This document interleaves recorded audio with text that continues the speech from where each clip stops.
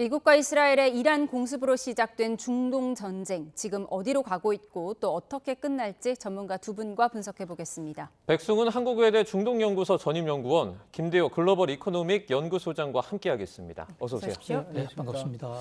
네, 밤사이 미국에서는 오늘이 가장 격렬한 공습이 있을 것이다 이렇게 예고를 했는데 오늘 어떤 변수가 있을까요?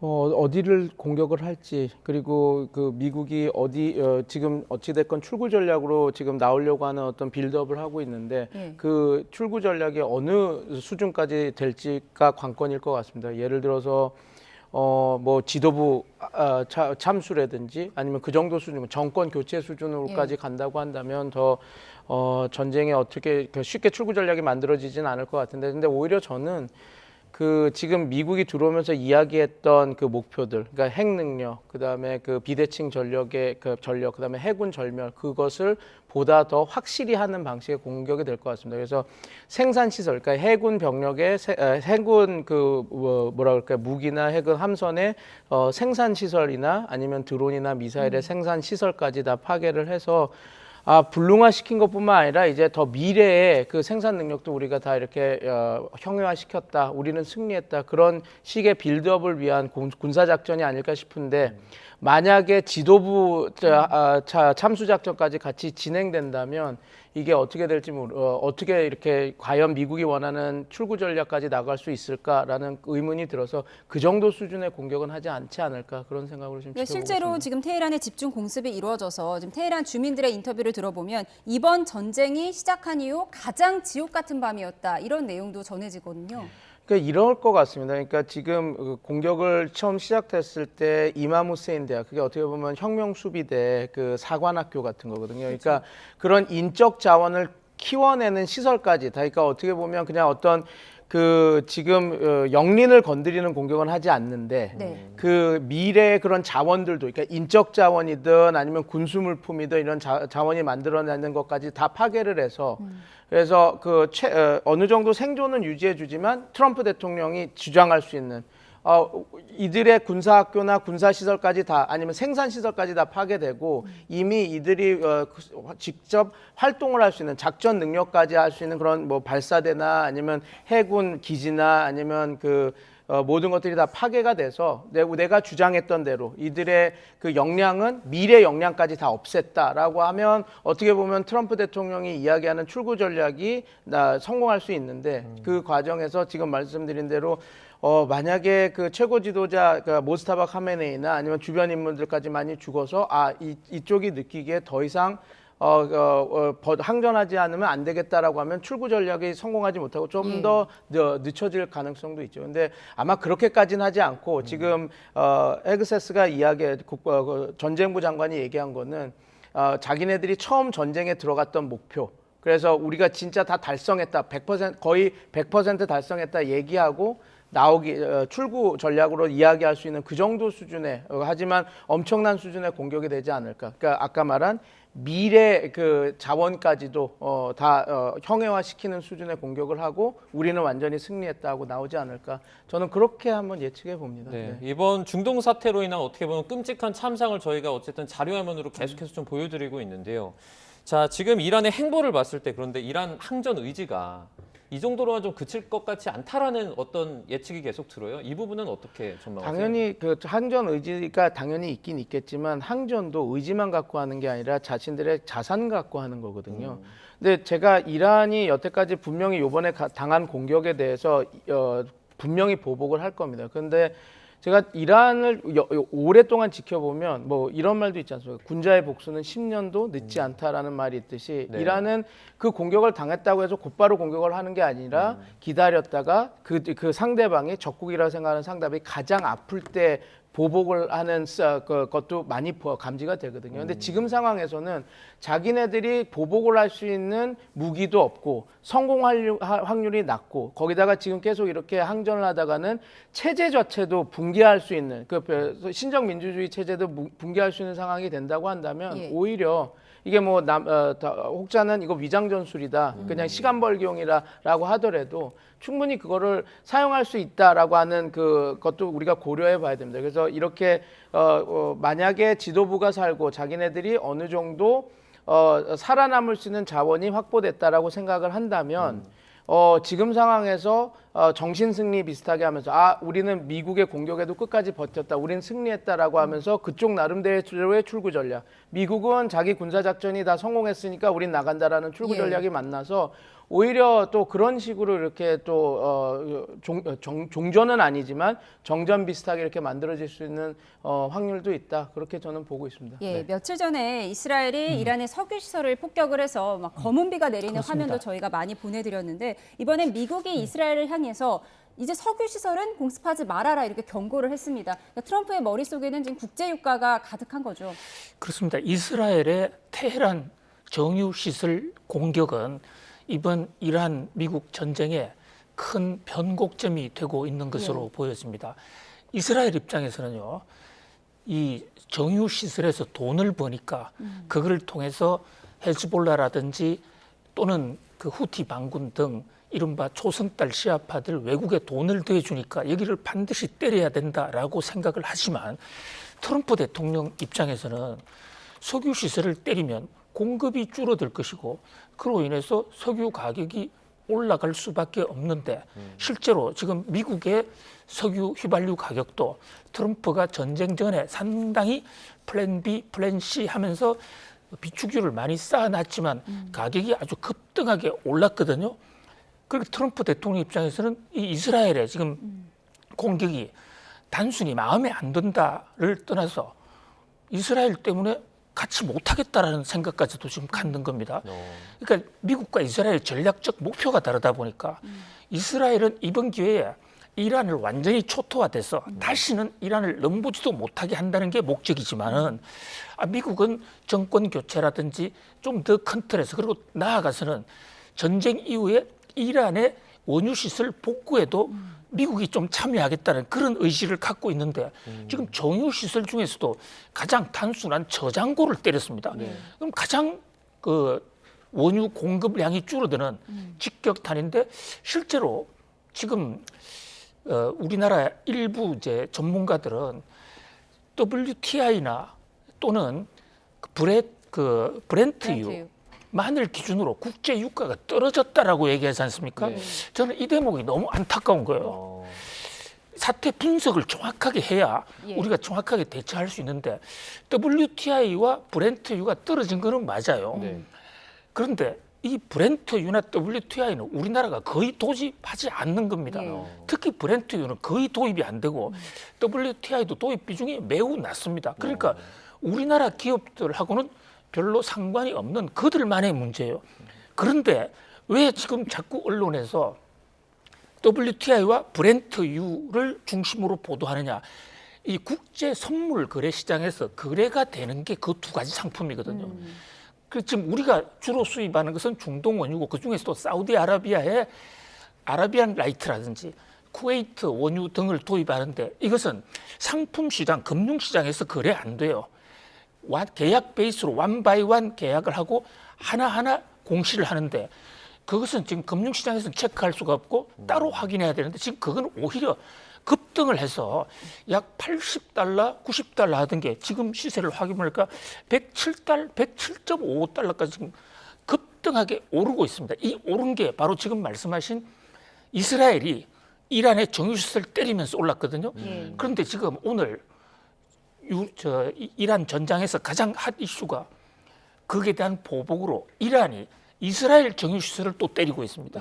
그야말로 이제 석유 때리기 전쟁이 시작됐고 이란 입장에서는 트럼프가 국제 유가가 오르니까 진짜로 아파하는구나. 아킬레스건이다 해서 정유시설을 좀 더 때리고 있는 것입니다.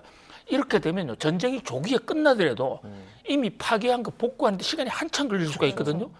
뭐 그런 면에서 경제적으로 보면 국제 유가를 원유시설을 서로 때리는 이런 공격은 정말 자해행위고 세계 경제를 다 같이 망하게 하는 정말 범죄적 행위다 이렇게 볼 수 있습니다. 그 기름값이 잡혔다라는 일각의 분석은 잘못됐다라고 지금 우리나라에서는 그걸 좀 말씀해 주신 것 같은데. 그렇습니다. 네, 지금 사실 그러면 이스라엘과 트럼프 대통령 같은 경우에는 이 부분에서는 적어도 좀 균열이 생겼다라고 좀 볼 수 있지 않을까요? 네, 당연히 균열이 생겼죠. 근데 아까 전에 지금 말씀하신 걸 좀 덧붙여 얘기하자면 그래서 오히려 트럼프 대통령은 이 전쟁을 빨리 끝내고 하고 싶어 하는구나를 더 보여주는 하나의 사례라고 봅니다. 왜냐하면 이란은 하루 2025년 기준에 하루 석유 생산량이 139만 배럴 정도였습니다. 이거는 데이터로 나왔는데 그거는 지금 미국이 바이든 때도 유가가 올라가니까 바이든 대통령이 하루에 100만 배럴을 내가 추가 생산을 해서 시장에 풀겠다라고 얘기했거든요. 그러면 한번 생각해 보시죠. 이게 가격이라고 하는 것이 왜 이란 석유는 139만 배럴이 나왔는데 그게 시장에 풀리지도 않습니다. 그건 누가 사갔냐면 대다수가 중국이 가져갔죠. 80%를 중국이 가졌습니다. 경제 제재를 받고 있었기 때문에. 그러면 이 이란 석유 자체를 때리는 것 자체는 석유 유가에 크게 영향을 주는 팩터는 아닙니다. 예. 그런데 왜 이게 위험하느냐? 이게 공격을 받아서 이 전장이 확장될 수도 있다. 정유 시설까지 때린다. 그러면 지금 말한 것처럼 이란도 이건 자기의 생명줄이기 때문에 다른 정유 시설도 때릴 수 있고 더 혼란이 될 수 있겠구나라고 하는 그 심리 때문에 호르무즈까지도 막힐 수 있겠구나라는 심리 때문에 가격을 이렇게 끌어올리는 거거든요. 그냥 그 석유량으로만 따지면 그 이란이 지금 시장에 푸는 양은 138만 배럴, 9만 배럴밖에 안 됐으니까 2025년 늘 그 정도 하루 생산량이 그랬습니다. 그러면 미국이나 다른 나라가 증산하면 될 문제인데 왜 그럼 이게 문제가 되느냐? 이게 여러 가지 문제점을 야기할 수 있는 하나의 팩터이기 때문에 그렇거든요. 그러면 이것은 트럼프 행정부가 특히 저장 시설, 그러니까 석유를 생산하는 시설이 아니라 저장을 때렸다라는 건 결국은 이란의 그 지금 현장 행정부가 생존을 위한 팔아야 될 것들을 공격을 당하니까 이거 얘네들이 석유 시설까지 건드리면 이거 진짜 이란의 영린을 건드려서 얘네들이 어떻게 나올지 모른다 하니까 하지 마라 하고 이스라엘을 세게 한 거거든요. 그래서 물론 이게 석유값 때문에 걱정이 돼서 올라가는 걸 걱정해서 막은 것도 있지만 이게 어떻게 보면 출구 전략을 다 흔들어 버리는 것들도 있을 수 있으니까 이란한테 이스라엘한테 하지 말라고 얘기하는 겁니다. 근데 이스라엘은 우리가 다 여러 번 아시겠지만 이란의 정권의 몰락이거든요. 그러니까 거기를 때리고 싶어 하는데 트럼프 입장에서는 그거는 정말 마지막 우리가 진짜 이 정권을 끝내고 우리가 끝까지 장기전으로 갈 때 이렇게 하는 거지 쓰는 거 아니야 하고 얘기를 한 거라서 거기에서도 우리가 행간을 읽으면 트럼프 대통령은 그 정도 수준까지는 안 하고 자기네들이 승리라고 얘기할 수 있는 목적성 있는 것들 목표를 달성하고 나가려고 하는구나. 그리고 약간 쥐도 궁지에 몰면 무니까 그 정도까지 지금 정권을 밀려고 하는 거는 아니구나라는 걸 보여주는 하나의 그 사례라고 보시면 될 것 같습니다. 네. 이게 두 분 다 지금 석유 시설을 폭격하는 거는 서로에게 자해 행위가 될 수 있다 이런 말씀을 해주셨습니다. 그렇게 석유량의 공급이 팍 줄 수 있는 것인데 지금 있는 석유도 움직이지를 못하는 게 호르무즈 해협 때문인 그렇습니다. 거잖아요. 지금 오늘 두 가지 이슈가 있었습니다. 하나는 처음에 미국 에너지부 장관이 호르무즈 해협 지나는 유조선의 호위에 성공했다. 그러니까 미국이 에스코트를 했다라고 했다가 사실 오보였다 이렇게 번복을 한 점이 있었고요. 그리고 이란이 이 호르무즈 해협에 기뢰를 설치했다는 거예요. 그럼 기뢰를 한 번 설치하면 전쟁이 끝나더라도 이 해협을 지나기가 어려워지는 거잖아요. 그렇습니다. 자, 이 두 가지 잘 지적을 해주셨는데요. 지금 미국의 대표 원유인 서부 텍사스산 WTI유는 많이 떨어졌어요. 한때 120달러까지 올라갔는데 지금 80달러 초반이고요. 한때 밤사이에 70달러대로 떨어졌습니다. 바로 그때 무슨 일이 있었냐. 에너지부 장관이 저도 그걸 보고 상당히 놀랐는데요. 이제 우리 미군 해군이 유조선을 호위해서 그 유조선이 그 호르무즈 해협을 통과했다. 미국의 내각의 장관이 그런 글을 썼다고요. 그렇다면 그동안에 실질적으로 물리적은 아니지만 실질적으로 호르무즈 해협을 유조선이 못 가서 국제 원유 물류가 완전히 막혀 있었는데 드디어 이제 미국이 뚫은 거 아니냐.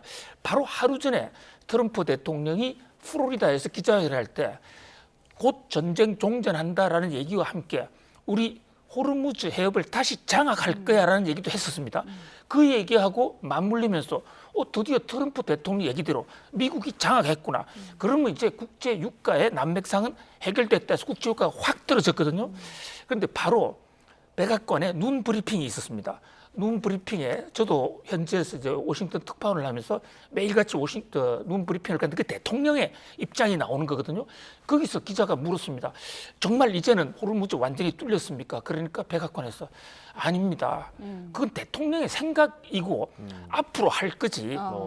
좀 먼저 나갔습니다. 이러니까 에너지부 장관이 자기 글을 SNS 글을 급격히 내리는 그러니까 사실 좀 망신을 당한 거죠. 그렇죠. 이렇다 보니까 국제유가가 다시 올랐는데 그 와중에 기뢰를 이미 설치했고 또 추가로 설치하고 있다 이럽니다. 자, 기뢰하고 쥐뢰가 있는데요. 땅에 박으면은 그게 쥐뢰고 물에다가 설치하는 건 기뢰인데 그게 땅에 있는 쥐뢰는 밟아야 터져요. 그런데 해상의 기뢰는 부딪히면 터지는 건 물론이고 네. 수온은 온도 감지가 되기 때문에 배가 쓱 다가오면 펑 터집니다. 효과가 훨씬 더 무서워요. 기뢰를 설치했다는 것은 그게 아직 뭐 굉장히 초기 단계로 보여집니다만은 그 기뢰는 이란도 스스로 통제할 수가 없습니다. 물이 흘러가면 나중에 어디 있는지 알 수도 없습니다. 그럼 그거를 다 걷어내면 전쟁이 끝나더라도 호르무즈 해협의 정상화에는 한참 시간이 걸릴 수 있으니까 미국이 해당 그 선박을 정밀 타격을 했고 타격에 성공했다 이러는데 지금 일부 전문가들의 그 보고서 보면 일부는 이미 설치가 됐다. 그게 무서워서 지금 배가 못 건너가는 거고 미국 해군도 해군의 그 방어 능력이나 군사력만으로는 압도할 수가 있지만 어디지 모를 그런 기뢰 한 방. 그것 때문에 지금 호르무즈가 아직은 완전 개통이 되지 않았다. 이렇게 지금 분석하는 것이 옳을 것 같습니다. 이렇게 그 기뢰를 설치함으로써 이란이 노리는 부분은 또 무엇이고 또 하나 여쭤보고 싶은 게 이렇게 되면 사실 전쟁이 좀 길어질 수도 있잖아요. 트럼프 대통령 이제 미국에서 중간 선거 얼마 안 남았기 때문에 여론도 중요한데 여론이 높지 않거든요. 이 부분을 좀 어떻게 판단하고 있을까요? 이미 뭐 이란 쪽에서도 탄핵 얘기도 나오고 있다라는 것도 알고 네. 그리고 이 유가라고 하는 것이 되게 트럼프 대통령이 되게 챙기는 어느 부분이라는 걸 이제 이란도 다 파고 이미 다 알고 있었기 때문에 기뢰 설치하는 거는 어떻게 보면 고육직책이기도 합니다. 그 기뢰라고 하는 것 자체는 뭐 피하 식별을 하고 터지는 것은 아니니까요. 그렇게 해서 어떻게 보면 자기들도 막히는 거고 이란이 자기가 주장했던 만약에 이스라엘과 미국의 외교관을 초치를 해서 내보내면 그 선박은 우리가 안전하게 통과하게 해주겠다라고 하는데 기뢰를 깔게 되면 그것도 할 수가 없는 무용지물이 되는 거거든요. 그래서 어떻게 보면 기뢰 설치를 하면 뭐 여러 보도에서도 나왔지만 완전히 봉쇄하는 효과랑 같다라고 이야기가 되고 있습니다. 그리고 그렇지만 지금 이란이 갖고 있는 한 5,000개에서 6,000개 기뢰를 다 설치한 것도 아니고 어느 정도 설치한지는 모르겠습니다. 그리고 제가 아직 좀 지켜봐야 되는 게 이제 그 군사작전 아주 대대적인 군사작전이 시작되면 아마 그 기뢰를 설치하는 선박이나 그 항만 그 기뢰 저장 시설까지 다 공격을 당할 겁니다. 그래서 이란이 갖고 있는 그 역량이 어느 정도일지 실제로 그렇게 위협을 줄지는 이제 그 이후에 군사작전 이후에 그걸 봐야 될 문제일 것 같고 네. 지금 이란은 계속 이렇게 하는 이유는 전쟁 비용을 계속 올려서 부과하는 것이죠. 그래서 유가가 계속 떨어뜨리고 미국이 의지를 보여줌으로써 제럴드 포드함을 그 다시 이쪽에 그 호르무즈 앞쪽에 배치함으로써 우리가 여기를 관리하겠다, 감독하겠다, 호르무즈를 뚫어내겠다라는 게 보여주니까 유가가 그 압박을 받아서 못 올라가고 있는 거긴 한데 이제 이란 입장에서는 그걸 계속 올려야 되니 기뢰를 설치할 것이다 뭐하다 하면서 계속 그 호르무즈 봉쇄 효과를 노리는 거죠. 근데 과연 이거를 진짜 5,000개, 6,000개까지 이렇게 다 설치하면서 전면전으로 갈지 어떻게 할지는 좀 더 지켜봐야 될 것 같습니다. 왜냐하면 그렇게 설치하면 우리 소장님께서도 말씀해 주셨지만 기뢰를 그렇게 설치하고 나면 그게 그냥 단순히 끝나는 게 아니라 통제불능의 그런 이란 입장에서도 통제불능의 상황이 되는 거거든요. 그러면 오히려 그렇게 되면 그 전술적으로 그 좋게 쓸 수 있는 카드가 아니기 때문에 왜냐하면 억지력이라고 하는 것은 내가 통제력이 있어서 내가 풀 때 풀 수도 있고 거둘 때 거둘 수도 있다. 이렇게 해야지 그게 협상력이 되는 건데 이미 풀게 되면 자기네들이 갖고 있는 걸 다 노출하는 거고 칼은 칼집에 있어야지 가장 협상력이 높은 겁니다. 칼을 뽑는 순간 그것은 다 쓴 카드가 되는 거거든요. 어떻게 보면 이 기뢰 설치와 호르무즈를 이렇게 실제로 봉쇄할 수 있는 능력이 있다라고 하는 것만으로도 협상력이 생기는 건데 이걸 다 여기서 써버리는 것은 이란 입장에서도 별로 그 전술적으로 높은 그 효과가 좋은 것이 아니기 때문에 물론 어느 정도 일정 부분 하겠지만 우리가 요번에 군사작전이 어떻게 될지 이란이 그 어떤 그 통제력을 보일지는 좀 지켜보고 이제 더 분석이 들어가야 될 것 같습니다. 예, 네. 한 번 설치하면 제거도 어려운 기뢰에 대해서 좀 분석을 해주셨고요. 저희가 화면 왼쪽으로 보여드리다시피 이란 공습으로 인해서 미국 내 여론이 좋지 않은데 실제로 이번 전쟁으로 인해서 미국 내 경제적 타격은 어떻습니까? 예, 실물 경제 예를 들어서 GDP라든지 수출, 투자 이런 쪽은 거의 영향이 없습니다. 왜냐하면 전쟁이 지금 미국 땅에서 일어나는 게 아니고 완전히 바깥에서 그러니까 미국의 구체적이고 서브스텐셜한 피해는 없습니다. 다만 지금 말씀하신 대로 국제 유가가 오르는데 미국 사람들의 소비 생활 중에서 자동차가 없으면 움직이지 못하거든요. 그렇죠. 우리처럼 대중교통이 활발한 나라가 아닙니다. 그런데 거기는 다 휘발유나 경유가 들어가야 되는데 이 가격이 지금 갤론당 4달러를 돌파해 버렸습니다. 가뜩이나 트럼프 관세 폭탄 때문에요. 관세 폭탄도 트럼프 입장에서는 미국 국익을 위한 것이지만 세금을 더 걷는 바람에 물가가 더 오른다 해서 그게 사실 아슬아슬 해뜨렸습니다. 경제학적으로 보면 관세를 부과하면 물가는 반드시 오르는데 그것을 막을 수 있었던 게 트럼프의 마술. 트럼프가 원유 공급량을 막 늘려서 그래서 기름값을 떨어뜨림으로써 물가를 잡았거든요. 그런데 지금 호르무즈가 사실상 봉쇄되면서 국제유가가 설금설금 올라가서 WTI가 120불까지 올라갔습니다. 자, 원래 전쟁 전에 트럼프가 국회에 보고할 때 전쟁이 일어나도 국제유가 100불까지는 올라가지 않는다라고 얘기한 적이 있습니다. 2달 전에. 그런데 그 목표를 초과했으니까 트럼프 대통령도 굉장히 당황했다. 자, 그다음에 두 번째는요. 자, 미국 경제가 파괴된 그 뭐 폭탄을 맞은 건 아니지만 전쟁 비용 하루에 1조 3천억 원씩 날아갑니다. 그러면 전쟁이 길어지면 길어질수록 그 비용은 커지겠죠.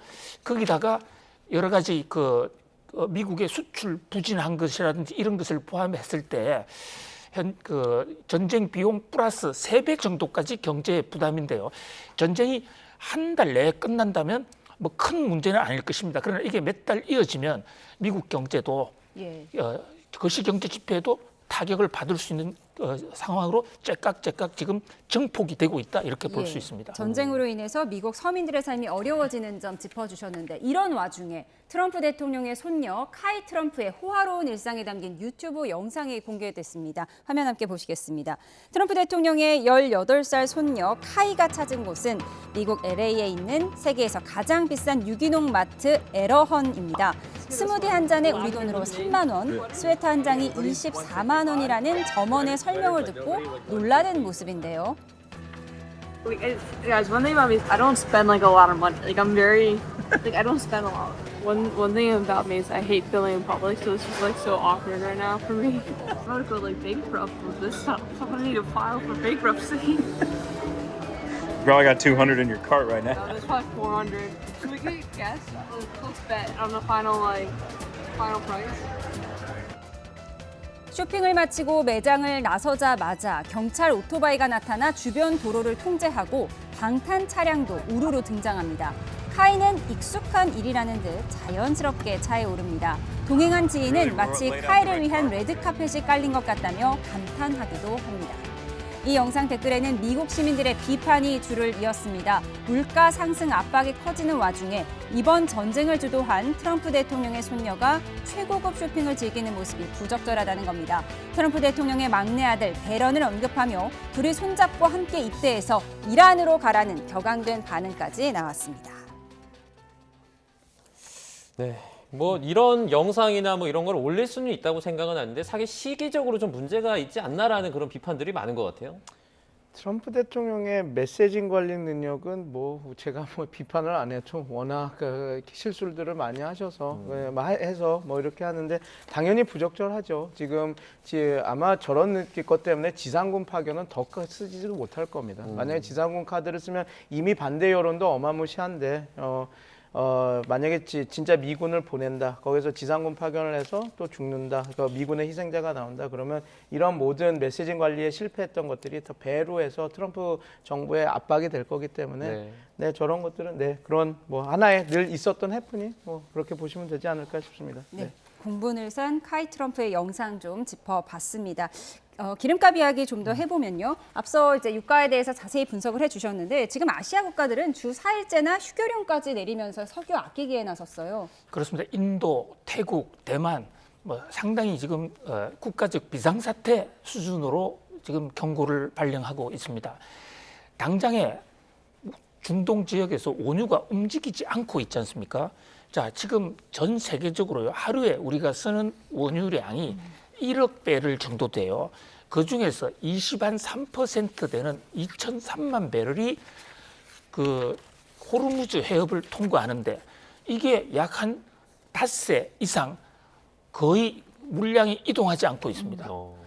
물론 우리나라는 뭐 비축량도 있고 이렇지만 비축량이 다른 적은 아시아권에서는 벌써 원유를 구하기가 어려운 상태입니다. 거기다가 가격도 자, 두바이유라는 게 이게 UAE란 아랍에미레이트 공화국이 만들어내는 석유 이름을 두바이라고 그러는데요. 네. 아랍에는 여러 가지 원유가 있는데 그 중에서 양은 적지만 가장 먼저 국제화를 해서 중동 원유 중에서 유일하게 뉴욕 증권시장에 상장돼 있는 원유가 두바이유입니다.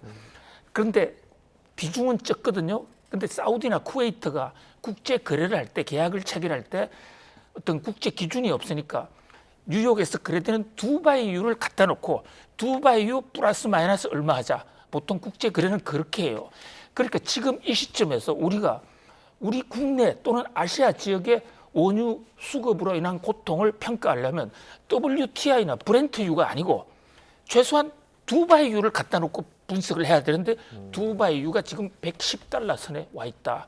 그것은 상당히 지금 비상등이 켜졌다 이렇게 볼 수 있습니다. 자, 저희가 모조타바 이야기를 안 할 수가 없는데 이란 차기 이제 지도자가 되지 않았습니까? 네네. 그런데도 공식 석상에 아직도 얼굴을 좀 내밀지 않고 있어요. 여러 가지 설들이 나오고 있습니다. 혹시 뭐 들으신 게 있다든지 어떻습니까? 뭐 아직까지는 그래도 그 살아 있는 게 맞는 것 같습니다. 근데 이제 뭐 여러 가지 얘기가 살아 있지만 부상을 많이 심하게 당해서 공식적인 석상에 못 나오는데 저는 이렇게도 생각하거든요. 육성은 나올 수 있습니다. 그러니까 만약에 하게 되면 근데도 네. 육성이 안 나온다라는 것은 결국은 사망을 했으니까 그것도 안 나오는 걸 텐데 그 지금 여러 가지 다른 증거들은 이제 그렇게 사망을 했다라는 것은 생각을 할 수 없고 오히려 지금 되게 극적인 효과를 기다리고 있는 거 아닌가 이렇게 생각합니다. 그래서 뭐 지금 더 정보가 있는 거는 없기 때문에 네 저희가 뭐 모스타바의 뭐 사망이라든지 부상설 이거는 많은 의견이 나오는데 저는